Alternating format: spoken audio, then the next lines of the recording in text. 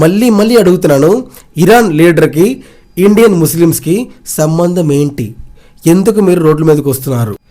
Iran leader చనిపోతే Iran బాగానే ఉంది, పాకిస్తాన్ బాగానే ఉంది, అందరూ బాగానే ఉన్నారు. కానీ మన భారతీయులు మాత్రం హైదరాబాద్లో, లక్నోలో, ఢిల్లీలో, పూణేలో ఇట్లాంటి ప్రదేశాల్లో, జమ్మూ కాశ్మీర్లో ధర్నాలు చేస్తున్నారు. అతను చంపినందుకు. చంపింది మనం కాదు, వాడెవడో చంపాడు, వాడెవడో తెచ్చాడు. అసలు వాళ్ళకి మనకి ఏం సంబంధం? మీరెందుకు ఇంత రియాక్ట్ అవుతున్నారు? మీకు నిజంగా అంత బాధే ఉంటే ఇక్కడగా ధర్నా చేయాల్సింది. పోండి, ఇరాన్ వెళ్ళండి, పాకిస్తాన్ వెళ్ళండి, బంగ్లాదేశ్ వెళ్ళండి, అక్కడ ధర్నాలు చేయండి. ఇక్కడ చేస్తే మీకు ఏమొచ్చింది? నాకు ఇప్పటికీ అర్థం కావట్లేదు.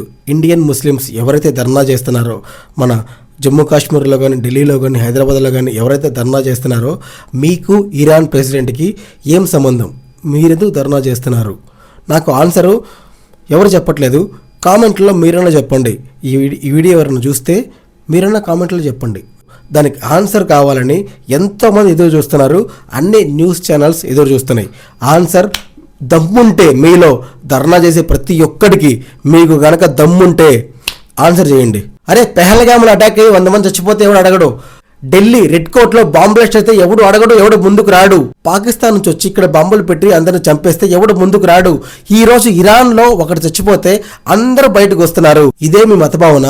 ఇండియన్ ముస్లిమ్స్ అని చెప్పుకునే మీరు ఇండియాలో ఇన్ని ఘోరాలు జరుగుతుంటే ఎందుకు ముందుకు రాలేదు?